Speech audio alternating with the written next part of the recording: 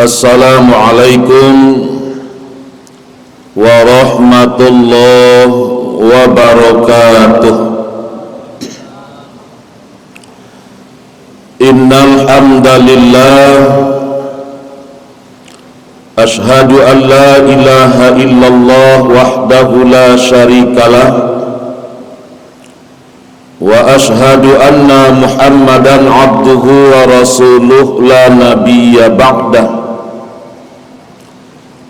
Allahumma salli wa sallim wa barik ala hadzal nabiyil karim wa ala alihi wa sahbihi ajma'in. Bapak-bapak, ibu-ibu, kaum muslimin dan muslimat, pengurus beserta seluruh jemaah salat zuhur Masjid Raya Sumatera Barat rahimakumullah. Tausiah zuhur kita hari ini kita beri judul memperkuat iman menolak taghut. Perkuat iman menolak taghut. Judul ini dilandaskan kepada firman Allah dalam Al-Quran surat Al-Baqarah ayat 256. A'udzu billahi minasyaitonir rajim. Bismillahirrahmanirrahim. Faman yakfur bit-taghut wa yu'min billah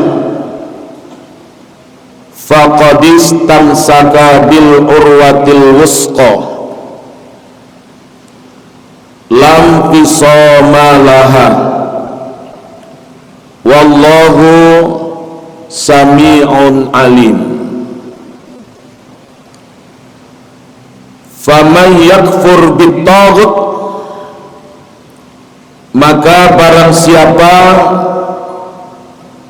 yang menolak taghut, yang menentang taghut, yang melawan taghut,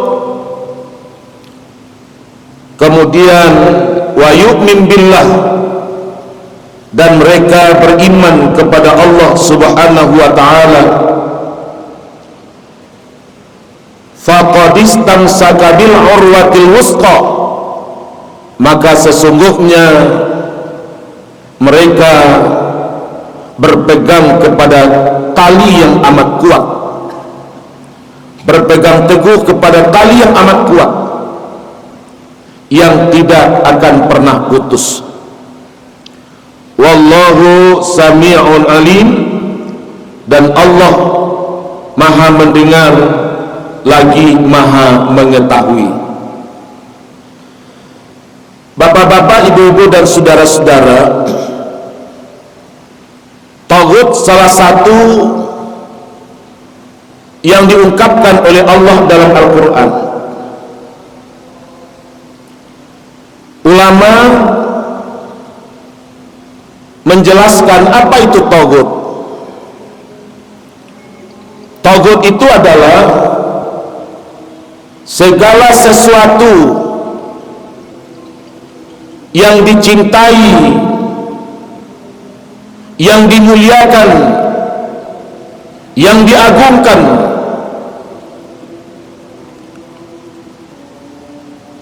dengan mendapatkannya melalui cara-cara yang batil, yang didapatkan dengan cara-cara yang zalim, yang didapatkan dengan cara-cara yang semena-mena, yang didapatkan dengan tidak memperhatikan dan mempertimbangkan kemaslahatan manusia, Sepakat ulama mengatakan itu adalah taghut. Itu adalah taghut. Sesuatu yang dicintai oleh orang, lalu untuk mendapatkannya dia tidak peduli halal atau haram, orang sengsara atau tidak, dan itu bertentangan dengan nilai-nilai Islam, dengan nilai-nilai kebenaran agama. Maka kata Allah, faman yakfur bitaghut, barang siapa yang berani menentangnya, yang berani menolaknya, kemudian wa yu'min billah, dia beriman kepada Allah, maka sesungguhnya mereka berpegang dengan tali yang amat kuat. Bapak-bapak dan ibu-ibu, hadirin dan hadirat sidang jamaah salat zuhur rahimakumullah. Dalam sejarah kehidupan manusia, taghut ini sudah ada sejak zaman manusia itu ada. Dan ia selalu bergerak untuk memperdayakan manusia. Maka ini pula yang dikatakan oleh Allah, oleh Islam, oleh Rasulullah, awas kebatilan, hati-hati dengan taghut, karena taghut itu seolah-olah datang bagaikan malaikat. Dia datang ketika orang lapar, dia datang ketika orang haus, seolah-olah dia datang mendatangkan kemaslahatan, seolah-olah dia datang dengan memberikan kebaikan. Padahal dia adalah musuh yang akan menghancurkan kekuatan Islam. Dia adalah musuh yang akan melemahkan kekuatan iman. Bahkan tanpa disadari, ketika orang terpedaya oleh taghut itu, maka taghut menjadi idola oleh kehidupan orang. Orang tidak berpikir lagi apakah orang tersakiti olehnya, orang terzalimi olehnya, orang teraniaya olehnya, itu tidak lagi dipikirkan oleh orang. Yang penting bagaimana mendapatkannya. Ini hari ini perlu kita waspada dan perlu kita hati-hati. Kenapa bisa-bisa apa yang dikatakan dalam Islam, kebatilan yang terorganisir secara terstruktur dan masif, kalau tidak hati-hati, itulah yang akan menghancurkan kekuatan yang sesungguhnya. Maka kebenaran bisa berbalik dia. Ketika orang mengatakan sebuah kebenaran, tetapi dia berhadapan dengan kekuatan para pencinta taghut, maka kebenaran akan dijadikan musuh bersama oleh mereka. Dia masuk dari berbagai sisi kehidupan manusia, dan ini bahagian dari kekuatan, bahagian dari skenario kebatilan yang berkoalisi dan berkolaborasi. Orang-orang yang serakah, orang-orang yang memang sudah dikendalikan oleh nafsunya, orang-orang yang sudah melupakan Allah dan mencintai dunia dengan bisikan-bisikan setan yang maha dahsyat. Maka perilaku orangnya kesetanan, orangnya hidup di bawah kendali setan. Segala tindakan yang dia lakukan itu bisa saja tindakan-tindakan yang sangat sadis, sebagaimana tindakan orang-orang yang sedang kerasukan setan. Kata Allah, siapa yang bisa menghadapinya? Cuma satu yang bisa menghadapinya, kekuatan iman. Inilah yang ditunjukkan oleh Rasulullah SAW. Ketika Rasulullah SAW diminta oleh Abu Jahal, oleh pemuka-pemuka Quraisy, hai Muhammad, berhentilah engkau menyampaikan ajaranmu. Engkau pilih apa? Kalau engkau mau pangkat, saya kasih pangkat. Maka hari ini hati-hati orang yang memiliki nafsu keinginan untuk mendapatkan kekuasaan. Hari ini yang dihintai-hintainya itu, ini yang dinanti-nantinya, dan itu akan menjadi santapan mereka. Hai Muhammad, apakah kamu ingin harta yang banyak? Kamu tinggal sebutkan saja lagi. Bapak ibu sekalian, hari ini ada anekdot yang menarik. Apa yang anekdot menarik hari ini? Bapak ibu saudara sekalian, apa kata orang? Hari ini orang tahan parang banyak, tahan ladiang banyak, tahan kacau banyak. Bahkan anak gadis Hawa disuruh menari di atas kacau. Tapi yang susah bah, yang tahan pitih, yang tahan pitih. Ketika uang yang sudah bicara, orang tidak berdaya lagi. Ini bahagian dari skenario tagut itu. Nabi Muhammad diuji dengan itu. Hai Muhammad, kalau engkau asal mau berhenti menyampaikan kebenaran, berapa harta yang kau inginkan kami akan sediakan, tinggal menyebut saja lagi. Atau mau wanita cantik, tinggal tunjuk wanita yang mana engkau inginkan. Tetapi Rasulullah sallallahu alaihi wasallam dengan tegas mengatakan keyakinannya kepada Allah bahwa dia sedang berhadapan dengan tagut, dia berhadapan dengan musuh-musuh Allah yang akan membinasakan banyak orang, yang akan membinasakan manusia. Kata Rasul, sekalipun engkau taruh matahari di tangan kananku, bulan di tangan kiriku, aku tidak akan pernah berhenti menegakkan kebenaran itu. Ini keimanan dari seorang baginda Rasulullah sallallahu alaihi wasallam, sehingga dia tidak bisa ditawar, dia tidak bisa dipengaruhi, dia tidak bisa dirayu apapun yang diberikan kepadanya. Sehingga Rasulullah sallallahu alaihi wasallam dari nol berjuang dalam rangka menyelamatkan kehidupan manusia dengan ungkapan Allah dalam Al-Quran, a'udzubillahi minasyaitonirrajim, laqad ja'akum rasulun min anfusikum azizun 'alaihi ma 'anittum harisun 'alaikum bil mu'minina raufur rahim.